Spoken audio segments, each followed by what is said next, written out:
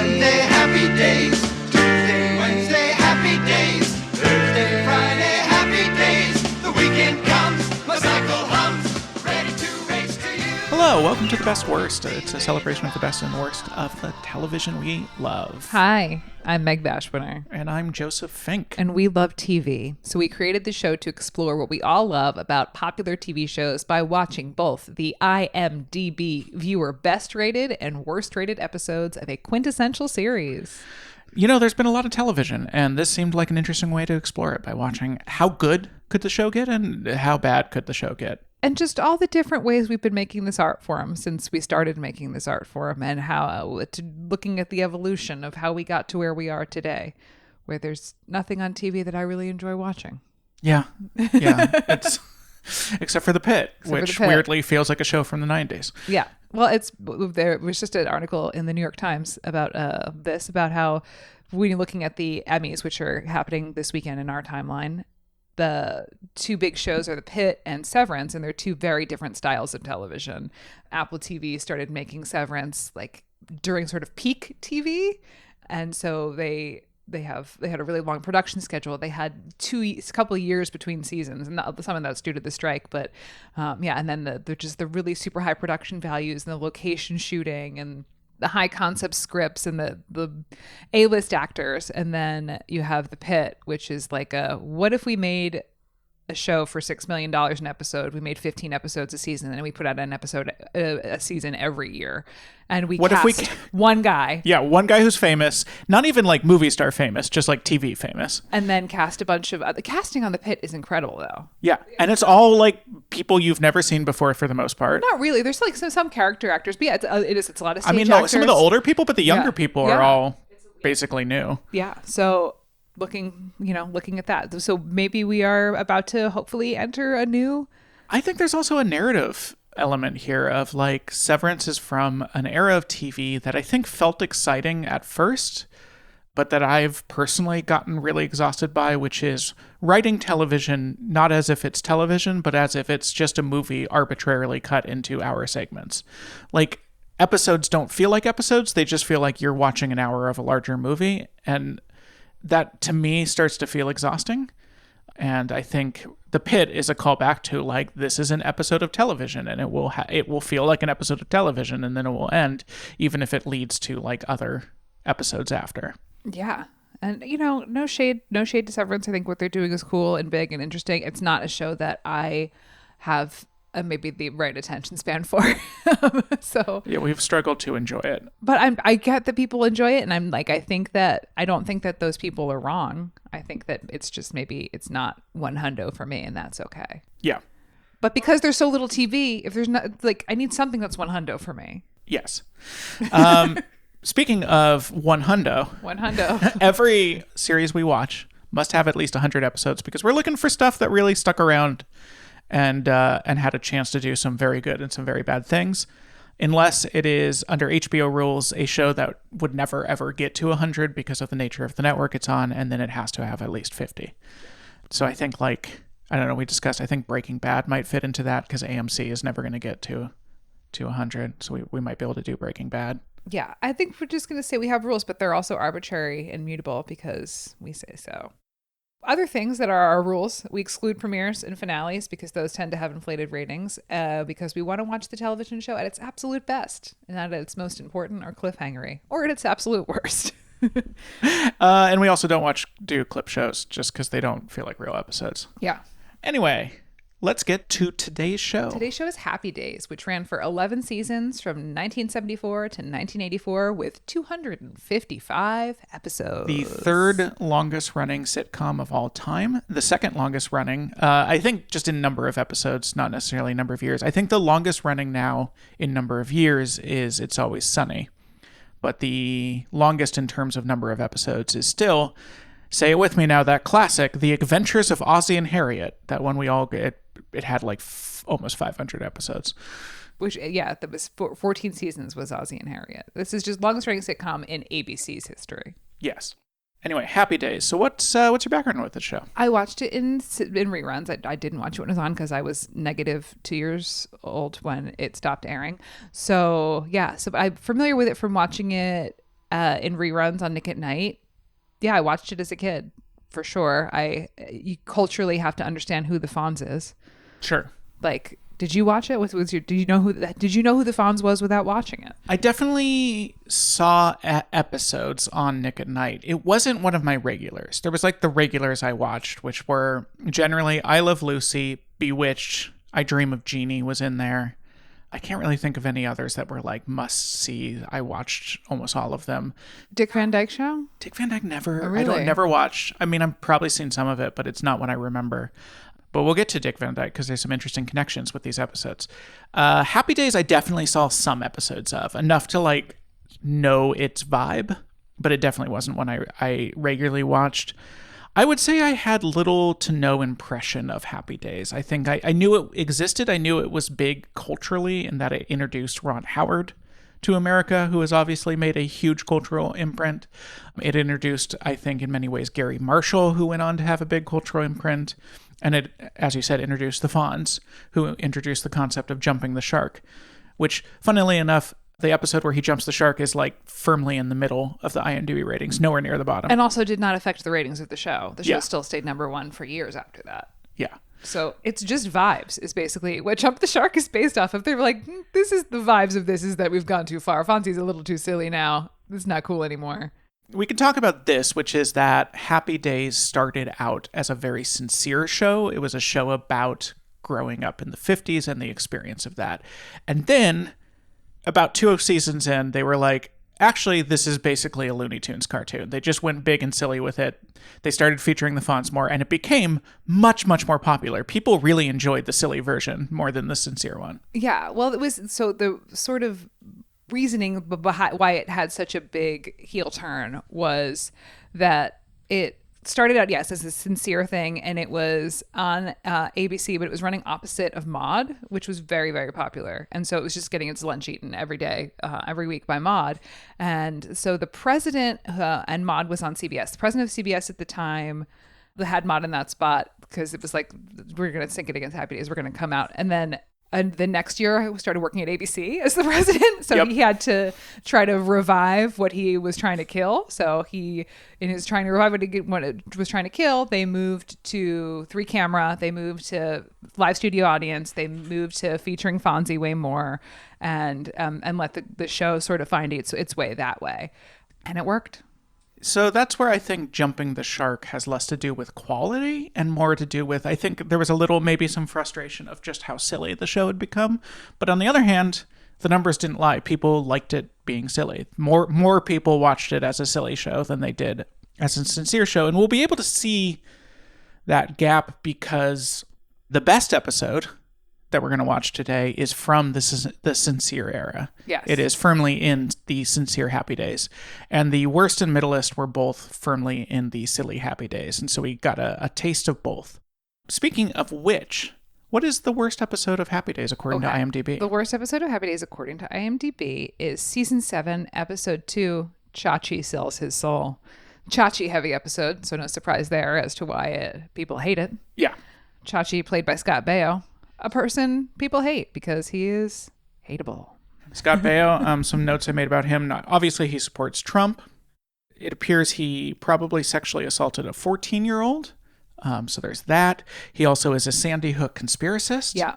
And maybe the best thing about him is that at an elementary school function, he was attacked by the wife of the Red Hot Chili Peppers drummer over his views. She just like straight up punched him at an elementary she school. didn't straight up punch him. She, in her defense, she said she was trying to show him what it's like when Trump hugs women. Which, good for her. Good for her. And yeah, if I would have been there, I would have had her back. Would have been pulling my earrings out. And anyway, yeah, I just have a listen. It's been a political week. Have your political views or whatever. But like, I'm allowed to hate you if you say that the Sandy Hook children are crisis actors. Yeah, that's really. I'm allowed to hate you. Yeah, that's really. I mean, well, that and assaulting a 14-year-old are where you really tip over into like, oh, you're just like a straight up monster. Yeah. So Scott Baio, in the judgment of the Best Worst podcast, officially, just a big old fucking monster. So it's no surprise that viewers might respond to an episode that features Chachi as one that is not good. Also, episode is just a little It's almost like a clip show. It's just like... Well, so this one was our first backdoor pilot, and that's we right. discussed. Yes. you when we discussed this weren't 100% confident what a backdoor pilot meant, and it just means when a show intentionally introduces a new character or location that they've already planned to do a spinoff for. That they're like, we have this character. Maybe they're not even related to this universe, but we're about to launch a show for them, so we're going to first introduce them in a popular show as sort of a like testing the waters. The one that I was most aware of growing up is House. MD had an episode in which there was a private detective because the creator of House was planning to launch him in a private detective show, and the episode was so poorly received that they canceled the private detective show. Yeah, so that's yet another reason why people might not like this episode, because it is sort of shoehorning things that don't belong into it. So this Hence episode, the name Backdoor. So this episode is about Rich is the name of Ron Howard's character, I think. Richie. Richie is... Yeah, dude. It's Richie. Richie Cunningham. Yeah, hun. Definitely going to remember Ron Howard's character's name. Richie is going to a Dante's Inferno themed college party. He is dressed as Satan himself. And Chachi, being still in high school, is very jealous about this. He wants to go, but he can't go. And he wishes to be cool. And a guy shows up who is, I believe he describes himself as Satan's nephew. He's just kind of like a goofy guy sent up from hell. And he offers to make Chachi beloved by everyone in exchange for Chachi's soul. So Chachi sells his soul and becomes beloved by anyone. But in the classic monkey's paw, he is just being overwhelmed constantly by people like mobbing him, and it's terrible and he hates it. So he goes to the Fonz for help, and the Fonz makes a deal with the devil that if he can go 24 hours without kissing a woman or being kissed, I think, just like a woman's lips can't touch him, the devil will free Chachi, and if not, both Fonz and Chachi go to hell. Which the Fonz, it's very hard for him, and the devil doesn't make it easier by bringing various women from history, such as Cleopatra and other ones that I don't remember. The Salome and the Dance of the Seven Veils, which their interpretation of which, like, I think the idea of the Seven Veils is it's sort of like you're revealing a little more each time, but this is just a lady throwing like loose veils from her pocket at Fonz. Not, I think, biblically necessarily how you would interpret that story. And then we get the backdoor pilot element in which an angel named Random appears for like a minute and a half to help out Fonzie by making the women disappear. Turning them into men. Turning them, because it's hilarious. Like, imagine men kissing men. Yeah. And you would think watching this, if you were told this is a backdoor pilot, you would think it was a backdoor pilot for the devil character because he's there, he's goofy. He's well written. Yeah. He's like, yeah, he's well performed. He's in it a lot. He's getting a lot of the jokes. Like, the angel seriously is in it for like a minute and makes zero impression. I am so confused by the choice of like, if you're backdoor piloting this angel, to make the angel the least interesting thing in the episode was an interesting choice. And unsurprisingly, the angel's show got canceled after 12 episodes. There were 4 spinoffs from Happy Days, only one of which, Laverne and Shirley, did well. Joni Loves Chachi got 2 seasons, but overall didn't do great. and of course, Mork and Mindy. Oh yeah, Mork and Mindy, you're right. I guess there was 3 that did okay. Which was really just, I think why Mork and Mindy took off, why they were just, this was the episode that sort of launched Mork and Mindy, was Robin Williams' first time on TV. Yeah. So, I mean, that's why Mork and Mindy was another one, actually, now that I think of it, that I watched almost all of on Nick and Night. I loved it.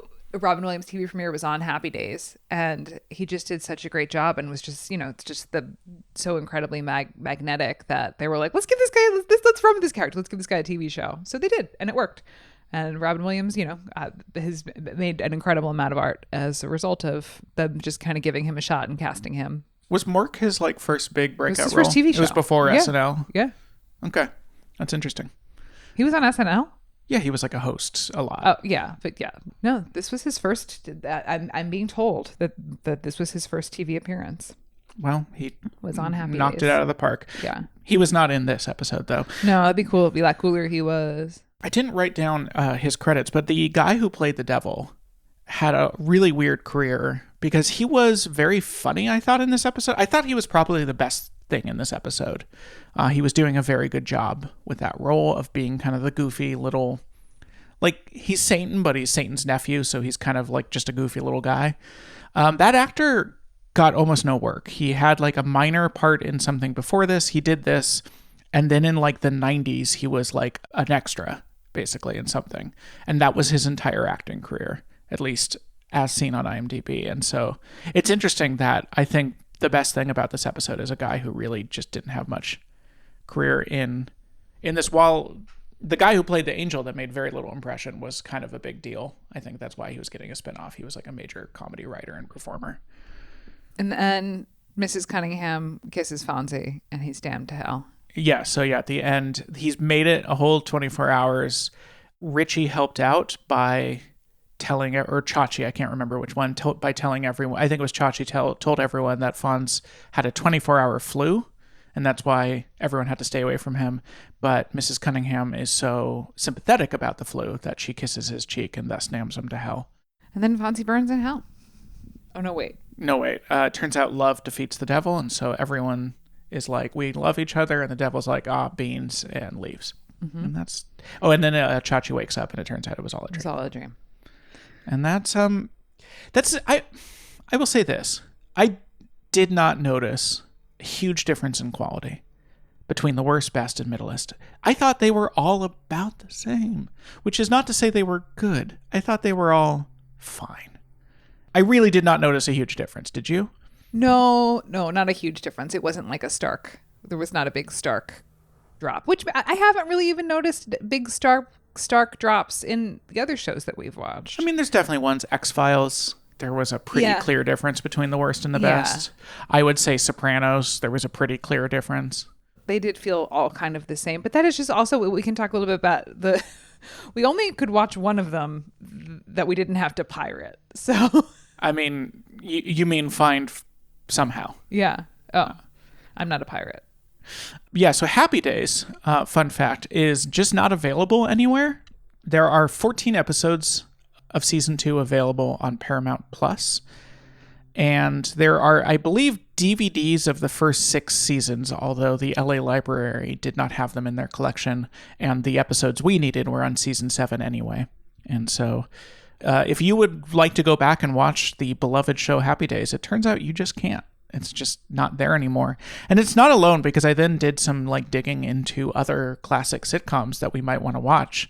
And a lot of them are like this All in the Family, which spawned so many careers, so many successful spinoffs. All in the Family also has completely disappeared from streaming. It's just gone. Yeah. In 2023, Variety ranked Happy Days the number 87 on the 100 greatest TV shows of all time. Yep. And you can't even watch all of it. You can't even watch most of it. Yeah.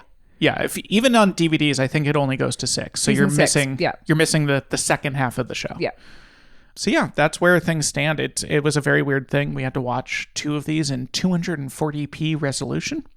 So fairly blurry, I would say. It's not a resolution I've watched things in for quite a while. Brought me back to the days of like Real Player. Yeah. Or QuickTime. Yeah. So it's this lost media, which is it's so weird that this is not something that is being preserved. I mean, this is where there's definitely like physical media people who are big on like get everything in physical media because everything else will disappear, and they're not wrong. But where they are wrong is I don't want to have to store all this stuff. I don't want to have to store every TV show I like.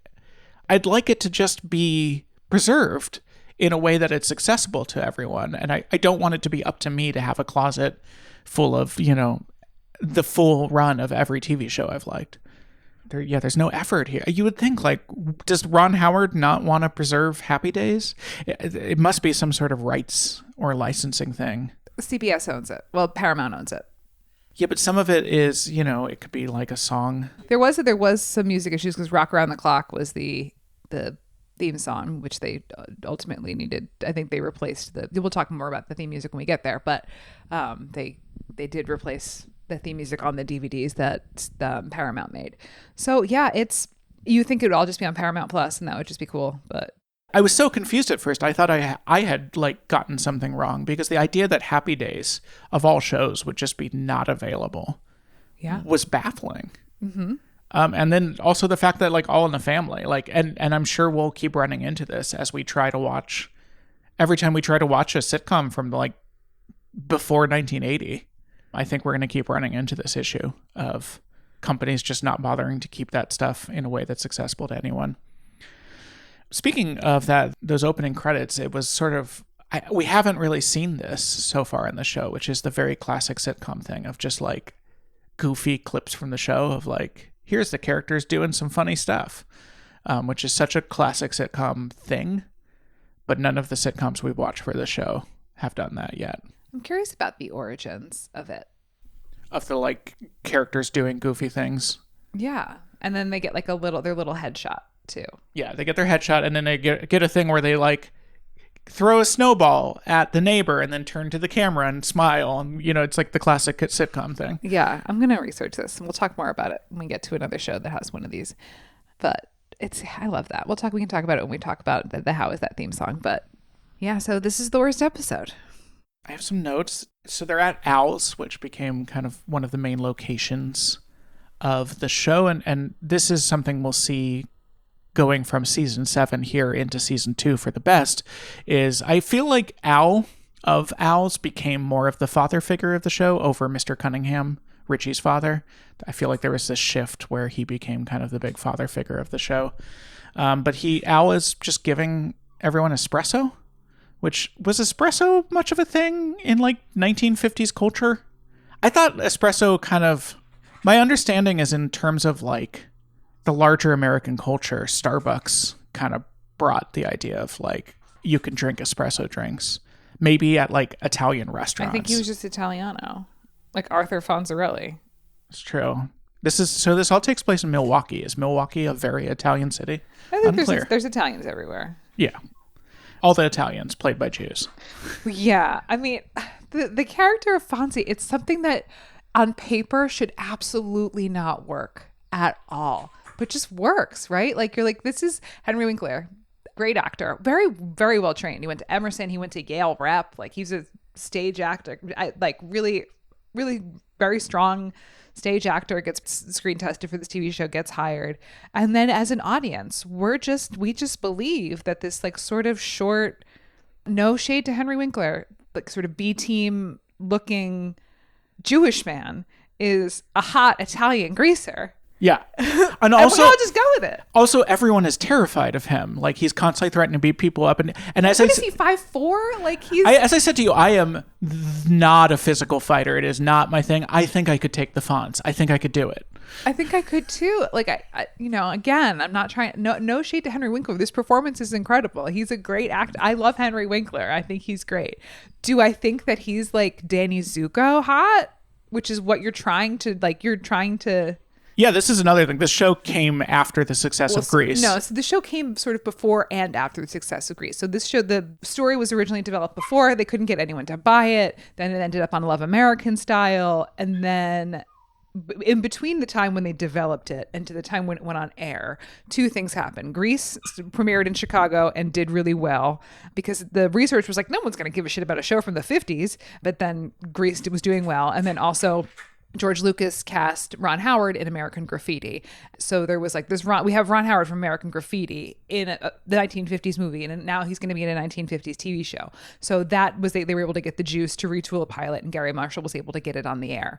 But they did add the character of Fonzie after the success of Grease. Yeah, so he's very clearly like supposed to be he's playing supposed to be on Danny that. Zuko. Like it's just but it's not because it's Henry Winkler, and he brought so much charm and character and comedy to the role that what they initially cast as this like rough and tumble, Italian stallion is just like this sort of like adorable short little Jewish man with the little chops. I'm in. I'm all in. My notes for this episode include: I'm more excited to see Henry Winkler than Fonzie. Like for me, I'm like Henry Winkler. He's here. This is great. Like Fonz. It's Fonz. Ron Howard directed Henry Winkler in a 1980s movie called Night Shift, which is probably doesn't hold up, but I found to be very good when I watched it. Ron Howard, Academy Award-winning director Ron Howard, and also sitcom star, and child star, one of two sitcom stars of this era that would go on to become important directors, because this was around when Rob Reiner was starring in All in the Family. Like, he started out as a cast member on a sitcom, and also, like, Ron Howard became, like, one of the important directors in Hollywood. Yeah. The only bad thing about Ron Howard, of course, is that he directed Hillbilly Elegy, but Anyway, so some more notes. it's not his fault.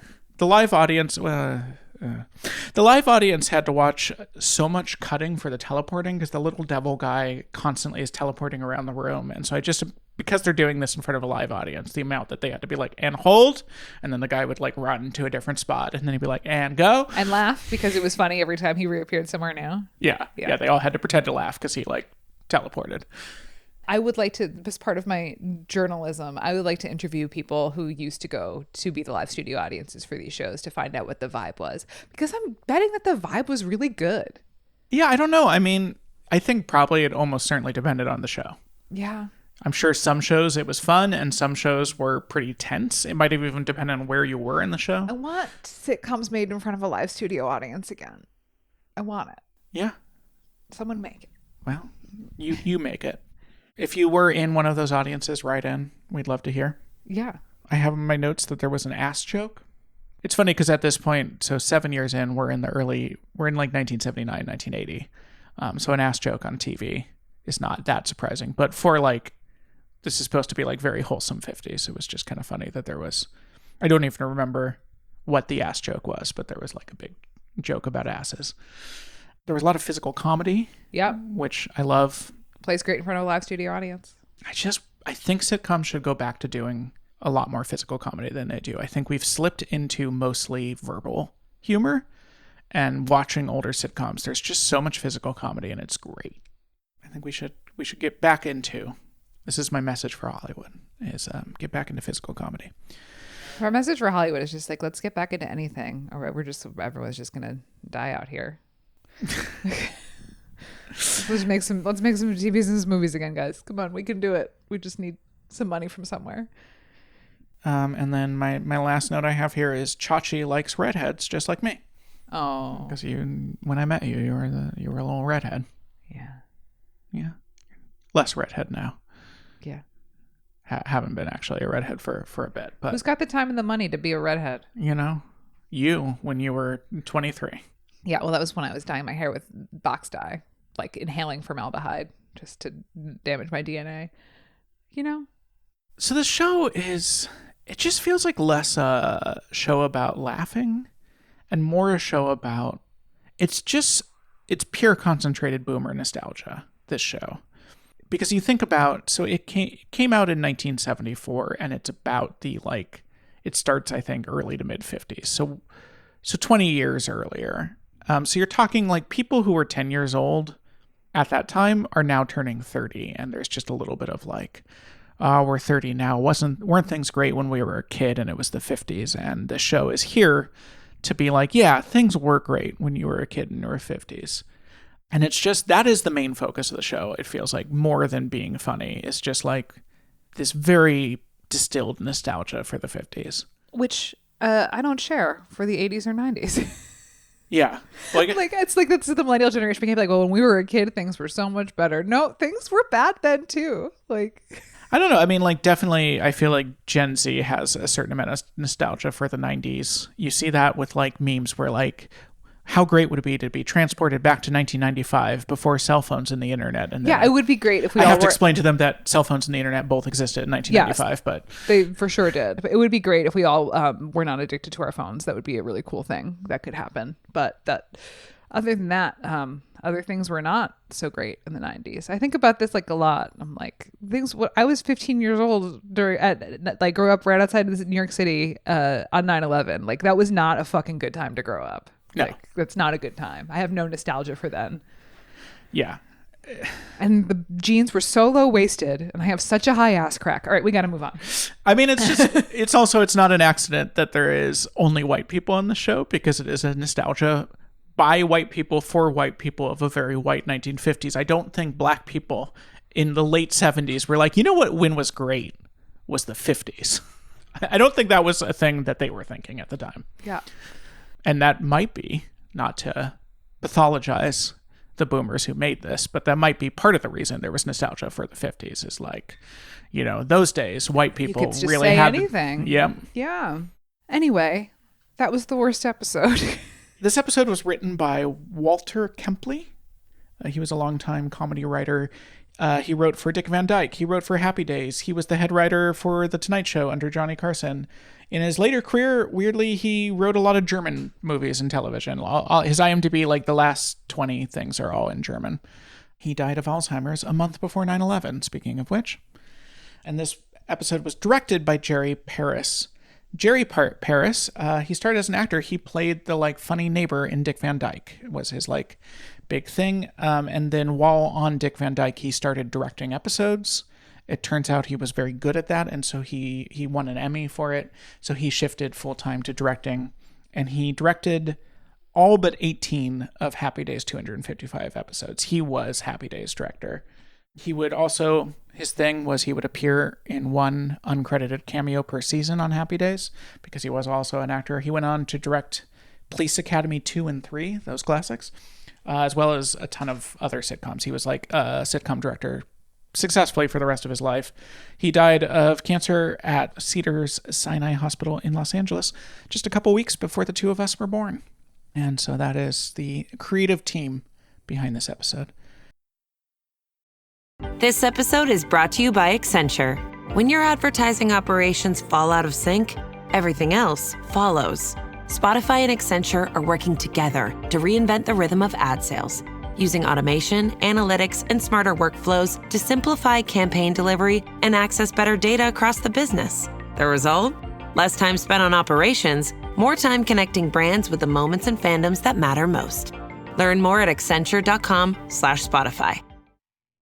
¿Escuchan eso? Es el delicioso encuentro entre un Extra Crispy McCrispy Strip y la cremosa salsa César. Si así suena, solo imagínate cómo sabe. Salsa César, en McDonald's por tiempo limitado. Ba-da-ba-ba-ba. Having said all that, let's get to our intermission, which is how is that theme song? It's a bop. Yeah, it's it's a little 1950s rock song. If you played the first couple of notes of it, you know what it is. I mean, we know what it is. I'm sure if we played it for a little Gen Z, they would be like, I don't know what this is. But and why would they? Because the show is no longer available. The show's no longer available. So, yeah. Good. What would you rate it? A 5. This is right in the middle for me. I It's agree. fine. I agree. I'm going to give it a 5.5 because I like to just be a little bit, I like to give them a little bit extra than you do. Couple notes about the theme song. As you said earlier, Rock Around the Clock was the opening theme for the first 2 seasons. Although weirdly, this song existed from the beginning. It was just the ending credits music. And so starting with season 3, they got rid of Rock Around the Clock and moved Happy Days to the theme song slot. It was written by Norman Gimbel and Charles Fox, whose most famous song was Killing Me Softly with His Song. Is something they wrote. Charles Fox was also a theme song composer. He wrote the theme songs to Love Boat and Monday Night Football. And that is information about this completely average theme song. All right, let's get to the best. The best is season 2, episode 11. And guess who's coming to Christmas? Who is coming to Christmas? It's Fonzie. Fonzie's coming to Christmas. It's a very special Christmas episode where there's lots of Christmas nostalgia and it's a lot of Christmas magic. I think that is why it is the best rated. I mean, as I said, there is so little difference in quality, but this one is there's a very saccharine, spirit of Christmas element. So Fonzie, he's very into Christmas and he keeps telling everyone about his cousin's house in some Milwaukee suburb that he's going to. It's got a big house and a big tree and lots of presents. And yeah, Fonzie loves Christmas. He's giving everyone presents, but Fonzie has no family. Apparently he has these cousins, but it becomes pretty clear to Richie and Richie's dad that the cousins thing is made up and that Fonzie's sad and alone on Christmas. So yeah, we see Fonzie in his garage, just making the saddest meal you've ever seen. He's boiling a can of meat and then putting it on a slice of bread. It's very, very sad stuff. So he gets invited to the Cunningham Christmas, which is very Norman Rockwell. there's the tree, and then Fonzie fixes the lights for them, and there's all sorts of presents. And Richie's brother's there, who's not really in the show a lot. This is, I think, the last episode that he's in. Yeah, so about his brother, he's never seen again after this episode. The older brother only appeared in 12 episodes, and yet was somehow still performed by 3 different actors in those 12 episodes. And again, no one fucking noticed or cared. So yeah, and then Fonzie joins them for Christmas, and it's a very lovely, they all hang out. This is, I think, where it really clarified for me. I'm like, oh, this is just a show about nostalgia. Because this was a very, like, I don't know. It just felt like it's the same thing as like the leg lamp and everything else that people like to put of just like, remember when I was a kid and it was Christmas. This episode very much felt like a person who grew up in the 50s being like, remember when I was a kid and it was Christmas. And that was kind of the entire episode. Yeah. A bunch of Jewish people made this episode. Yeah, I mean, Mr. Cunningham and Fonzie, both Jewish, and there's like a long part where the two of them are talking about the spirit of Christmas, and it's just 2 Jews discussing the spirit of Christmas. Yeah. There's a establishing shot of a wreath covered in snow that they use a few times. That is the world's shortest establishing shot. It is like blink and you miss it. And for some reason, it's off center. It's a circle, guys. It's really easy to center. It's a circle. But maybe no. that's why they cut it so short. Like it's just like half a second of wreath and then we're inside. Yeah. They have our dining room chairs. The Cunninghams do. So, I mean, ours is like some sort of modern one. So it's possible that the design... No, they're not modern. I mean, it's just the same company that's been making these chairs for 70 years. Okay. Yeah. There's a terrifying... They have an animatronic Santa who is A, terrifying looking, and B, played by a person. Just a guy in there. It's just so clearly a guy in there. Yeah. Fonzie helps fix that. It's an adorable episode of Christmas television. Would I watch it again at gunpoint? Probably not, but... That's a strong stance. No. There's an opening joke in which they just sexually assaulted a lady. Yeah. They do the classic, like, sneak a mistletoe over her head and then kiss her without consent. They gifts that Fonzie gives to the waitresses at Al's, or it feels like a Arnold's? diner. Has it been Arnold this whole time? Yeah, but his name is Al. And so we don't need to know all the lore of Happy Days. There's only so much space I have in my brain. Anyway, Fonzie gives them lockets that say, "You're the Ginchiest," and so we had to look up Ginchi, which apparently is 1950s for cool. So we think all of our listeners are the Ginchiest. And that's just our thought on you. The last thing I have is that Richie's little sister the actress is 16 years old-ish. Joni. And truly she is playing it it feels like the character was written to be 6 years old, and that's how she's playing it. It's this very weird thing where like a teenager is acting like a 6-year-old and is written as a 6-year-old, and it's very off-putting. Yeah. I don't know why that choice was made, why they decided, they clearly wrote it for a little kid and then decided to age her up but didn't rewrite her at all. They wrote Fonzie to be a hot Italian greaser. Yeah. They just made no changes to scripts. Which I think is cool. I think it's cool. Not that they probably should be adapting the script to make it fit the actors a little better, but like also just like, we're acting. We're going to be doing some pretending here. Pull up those suspenders of disbelief. It worked for Henry Winkler because he's charming. And a very, very well-trained actor. Watching that actress try to play 6 was a little rough for me. It's just always a little weird to watch an older person pretend to be a small child. Kind of sets my teeth on edge a little bit. This episode was written by Bill Idelson. So he also started, weirdly, as an actor on Dick Van Dyke. There's like, a handful of people who are out here doing it, out here making just tons and tons of television. Yeah, he wrote for, among other things, The Twilight Zone, Dick Van Dyke, Get Smart, MASH, and he lived to be 88. He died in 2007, just as the Great Recession started. So Bill got to miss all that. It was directed, this is weirdly one of the 18 episodes not directed by Jerry Paris. This one was directed by Frank Buxton. Frank Buxton got started acting in a summer theater production with Buster Keaton at age 19. He went on to work as a stand-up comedian. He wrote and directed for a number of sitcoms.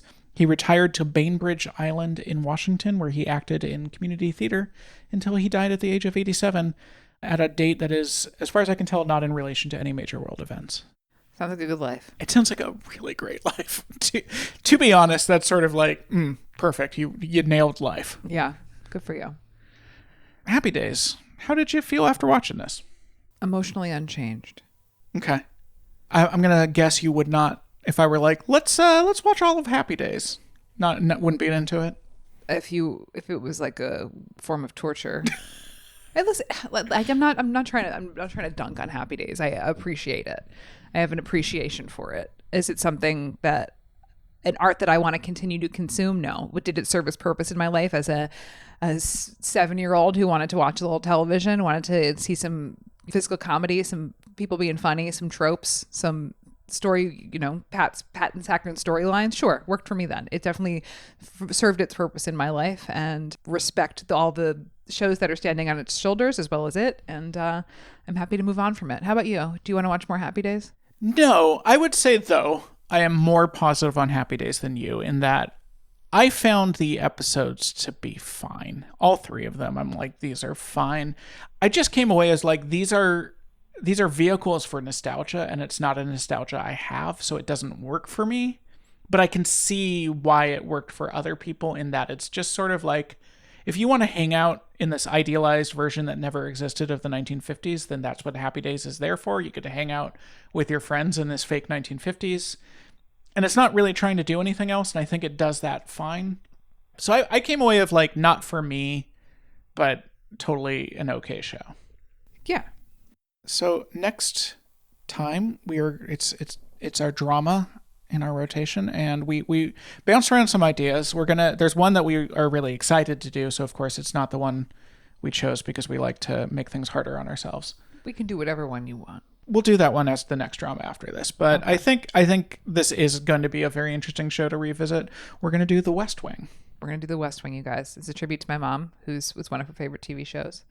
I mean, did you not watch it when it was like running? I absolutely did watch it. Yeah, like during the early 2000s. Listen, we can all pretend to be better than it, but we all watched The West Wing. I would never pretend to be better. I love Sorkin, as you know. This is a reference to a very funny tweet. I would love to credit it, but I truly do not remember who tweeted it. And you can find it on the internet. I'm not going to tell you about it. Both of our moms just stopped listening for a second. The tweet is, yeah, I love Sorkin. Sorkin my own dick. Anyway. Thanks. Check out our Patreon-only show, The Middleist, where we'll be discussing the exact Middleist rated episode to see what the show looks like when everything is exactly average. That episode is season 7, episode 15. Wilderness. Wilderness. Sunday, Monday, Tuesday, days of week. Wednesday, happy Those days. are the days. Thursday, Friday,